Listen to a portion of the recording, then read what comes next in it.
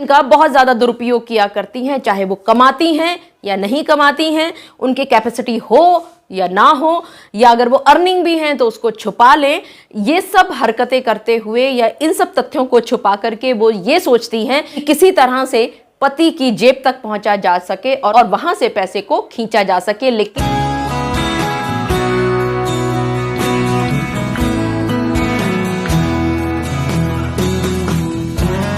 लीजिए एक और खुशखबरी आप सभी पतियों के लिए। हाई कोर्ट ने महिला को भरण पोषण देने से इनकार किया और साथ ही साथ कह दिया कि कानून बेकार लोगों की सेना बनाने के लिए नहीं हुआ करता। ये प्यारा सा जजमेंट आया है कल ही 12 सितंबर 2023 को।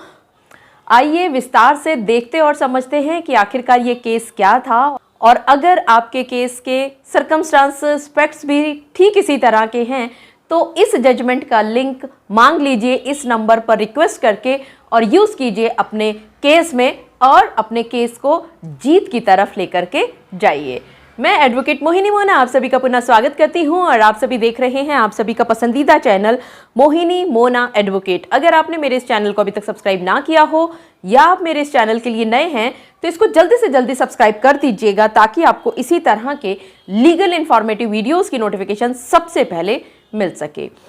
जैसा कि आप सभी को पता ही है कि ज़्यादातर फैमिली कोर्ट के जो केसेस होते हैं उसमें XXX वर्सेस XXX लिखा होता है। इसी तरह से ये जजमेंट भी आपको उपलब्ध होगा ABC वर्सेस XYZ के ज़रिए।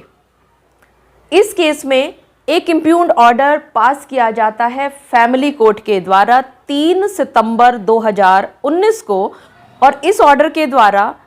एप्लीकेशन 24 की जो एड इंटरिम मेंटेनेंस की फाइल की गई थी पत्नी के द्वारा, उस एप्लीकेशन को डिसमिस कर दिया जाता है। आइए पहले समझते हैं कि आखिरकार यहाँ तक ये दोनों पति और पत्नी पहुँचे कैसे।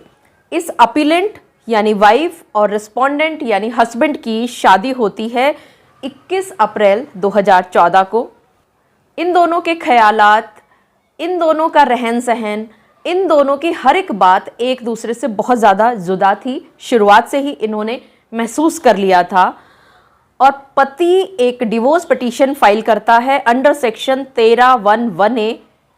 फैमिली कोर्ट में नीचे। यहाँ पर आप सभी को ये जानना ज़रूरी है कि ये पत्नी उस समय तक वर्किंग थी, लेकिन ये 22 मई 2015 को रिज़ाइन कर देती है अपनी इस नौकरी से। खैर,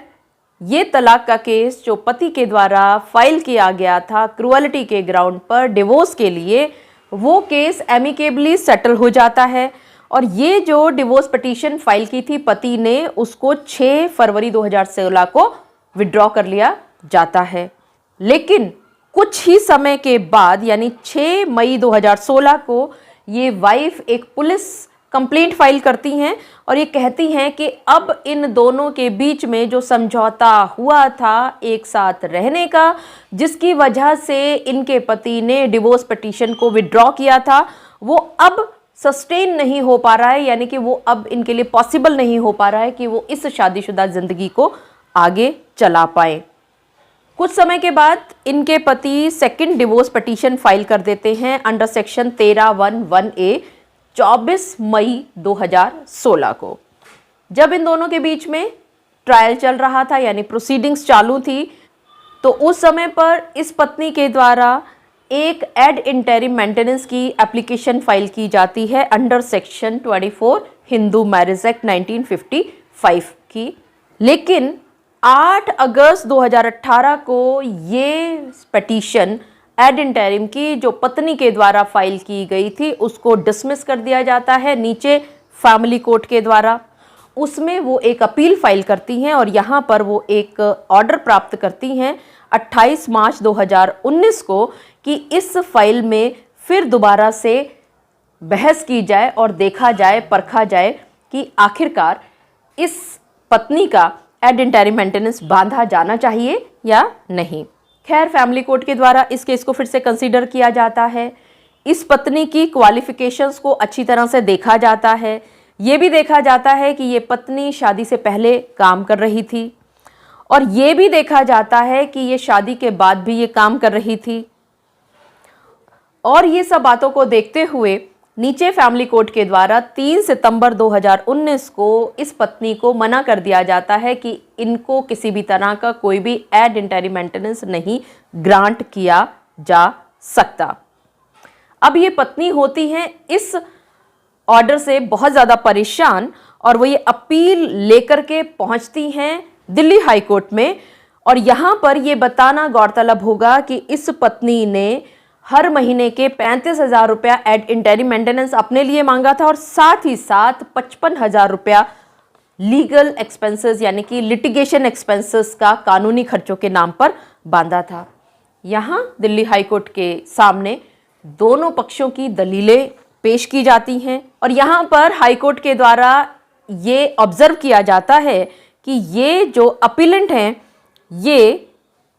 शादी के समय पर एमफिल थी। ये बात डिस्प्यूट में बिल्कुल भी नहीं है, यानी दोनों पक्ष इस बात पे हामी भरते हैं। और जब इन दोनों की शादी होती है तो उस समय पर ये पीएचडी कर रही होती हैं और अब वो पीएचडी कंप्लीट कर चुकी हैं और कंप्यूटर्स में भी प्रोफेशनल क्वालिफिकेशन प्राप्त कर चुकी हैं। साथ ही साथ इस बात में भी कोई भी डिस्प्यूट नहीं है, यानी कि दोनों पक्ष इस बात को मानते हैं, स्वीकार करते हैं कि पति साधारण तौर पर सिंपल एक ग्रेजुएट पर्सन है। इस बात का भी कोई भी डिस्प्यूट नहीं है, यानी कि इस बात को भी दोनों ने माना है कि ये जो पत्नी है डायमंड ज्वेलरी शोरूम में काम कर रही थी और 12,000 रुपया महीना वहां पर कमा रही थी, लेकिन उन्होंने 22 मई 2015 को ये जॉब छोड़ दी। यहाँ पर दिल्ली हाईकोर्ट का कहना है कि ये बात साबित हो चुकी है कि ये पत्नी हाईली क्वालिफाइड है, यानी कि बहुत अच्छी इसके पास डिग्रियां हैं और ये शादी के बाद भी वर्किंग थी, यानी कि कार्य कर रही थी। यहाँ पर पति ने ये क्लेम किया था कि इनकी पत्नी का ये कहना है कि वो अब जॉब छोड़ चुकी हैं, यानी कि अब वो कोई भी कार्य नहीं कर रही हैं। लेकिन वहीं पर इस पति ने ये कहा कि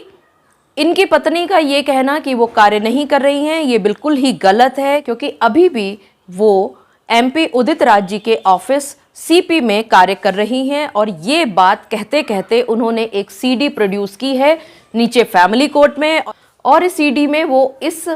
ऑफिस में काम करती हुई नजर आ रही हैं और साथ ही साथ अटेंडेंस रजिस्टर भी प्रोड्यूस किया गया जिसमें कहा गया कि ये वहां पर पहुंचती थी, काम करती थी।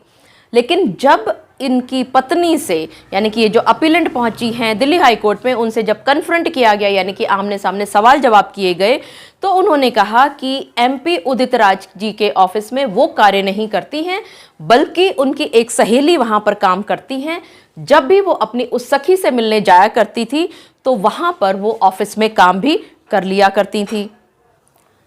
यहाँ पर फैमिली कोर्ट ने एक और बात भी ऑब्जर्व की थी कि इस पत्नी ने इस बात को स्वीकार करने में मनाही कर दी थी। उन्होंने कह दिया था कि वो किसी भी तरह का कोई भी काम नहीं करती हैं, बल्कि जब ये सीडी पेश कर दी गई थी तो उसके बाद उन्होंने कहा कि वो कभी कभी चैरिटी के नाम पर अपनी सहेली का, सखी का काम कर दिया करती थी। जबकि एप्लीकेशन लगने से पहले उस समय तक उन्होंने ये कहा था कि वो कोई भी काम नहीं कर रही हैं, शी इज अनएम्प्लॉयड। इसके साथ साथ फैमिली कोर्ट ने यह भी ऑब्जर्व किया था इस इम्प्यूग्ड ऑर्डर को पास करते समय कि हाईली क्वालिफाइड काम नहीं करता होगा, ये सोचना बिल्कुल असंभव है। और साथ ही ये बात सोच लेना कि वो काम तो नहीं करता होगा लेकिन चैरिटी के लिए कभी कभी किसी और के लिए काम करता होगा, ये बिल्कुल ही असंभव प्रतीत होता है। सारे डॉक्यूमेंट्स को देखने के बाद, सारे सीडी को देखने के बाद, जिसमें कि इस पत्नी ने ये साफ साफ पहले कह दिया था कि वो किसी भी तरह का काम नहीं करती है, लेकिन पति के द्वारा फैमिली कोर्ट में सीडी को प्रोड्यूस करने के बाद उन्होंने कन्फ्रंटेशन के टाइम पर ये मान लिया था कि उनकी सखी वहां पर काम करती हैं जहां पर उनके पति कह रहे हैं, यानी कि वो एमपी उदित राज जी के ऑफिस में काम नहीं करती हैं बल्कि चैरिटी के नाम पर अपनी सखी का हाथ बटाने के लिए वहां पर काम कर दिया करती हैं। ये सब बातें कहते कहते दिल्ली हाईकोर्ट ने ममता जायसवाल वर्सेस राजेश जायसवाल के केस का जिक्र किया डिटेल में और उन्होंने ये कहा कि सेक्शन 24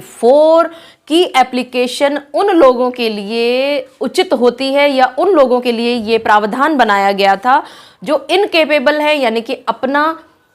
जिम्मेदारी खुद वहन करने के काबिल नहीं होते, तो उनके सपोर्ट के लिए किया जाना चाहिए सेक्शन 24 का प्रयोग। सेक्शन 24 का प्रयोग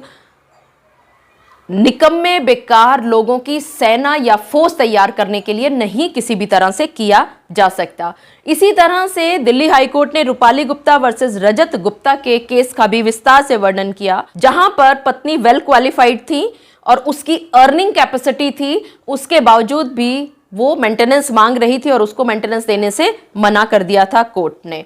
इसी तरह से अगर प्रेजेंट केस यानी कि इस केस की बात की जाए, जिस केस का जिक्र हम शुरुआत से कर रहे हैं, यहां पर भी ये जो अपीलेंट हैं ये हाईली क्वालिफाइड हैं, पीएचडी हैं, कंप्यूटर में इन्होंने डिप्लोमा लिया हुआ है, इनके पास अर्निंग कैपेसिटी है। इनफैक्ट सिर्फ अर्निंग कैपेसिटी ही नहीं है बल्कि ये अर्निंग कर भी रही हैं, शादी से पहले भी काम कर रही थी, शादी के वक्त भी काम कर रही थी और पति ने सीडी के जरिए ये बात को साबित किया कि आज भी वो एमपी उदित राज के ऑफिस में काम कर रही हैं। इसके बावजूद उन्होंने अपनी असली इनकम छुपाई है, तो क्योंकि इस पत्नी ने सिर्फ झूठ और झूठ का सहारा लिया है, कहीं भी सच बात को नहीं स्वीकार किया था, कहीं पर भी सच बात को नहीं कहा था। ये सब कहते कहते हाई कोर्ट ने कहा कि ये पत्नी किसी भी तरह से मेंटेनेंस के एंटाइटल एंटाइटल नहीं हो सकती। इस पूरी अपील में दिल्ली हाई कोर्ट को कोई भी मेरिट नजर नहीं आया और ये सब कहते कहते दिल्ली हाई कोर्ट ने पत्नी की इस झूठी अपील को डिसअलाउ यानी कि डिसमिस कर दिया। मुझे पूरा विश्वास है कि आप सभी को मेरे आज के इस वीडियो के माध्यम से ये बात भलीभांति पता चल गई होगी कि सभी पत्नियां ज्यादातर सेक्शन 24 पेंडिटेलाइट की एप्लीकेशन का बहुत ज्यादा दुरुपयोग किया करती हैं, चाहे वो कमाती हैं या नहीं कमाती हैं, उनकी कैपेसिटी हो या ना हो, या अगर वो अर्निंग भी हैं तो उसको छुपा लें। ये सब हरकतें करते हुए या इन सब तथ्यों को छुपा करके वो ये सोचती हैं कि किसी तरह से पति की जेब तक पहुंचा जा सके और वहां से पैसे को खींचा जा सके। लेकिन दिल्ली हाई कोर्ट ने कल एक इतने खूबसूरत जजमेंट के द्वारा इन सभी पत्नियों के मुंह पर तमाचा कस दिया है। मुझे पूरा विश्वास है कि आप सभी को मेरा आज का वीडियो भी बहुत अच्छा लगा होगा। अगर आपको मेरा आज का वीडियो भी अच्छा लगा तो इसको लाइक, शेयर और कमेंट करना ना भूलिएगा। और हाँ, अगर आप मेरे चैनल के लिए नए हैं तो इसको जल्दी से जल्दी सब्सक्राइब कर दीजिएगा ताकि आपको इसी तरह के लीगल इन्फॉर्मेटिव वीडियोस की नोटिफिकेशन सबसे पहले मिल सके। अपना और अपने परिवार का बहुत अच्छी तरह से ध्यान रखिएगा। Thank you, take care, bye bye.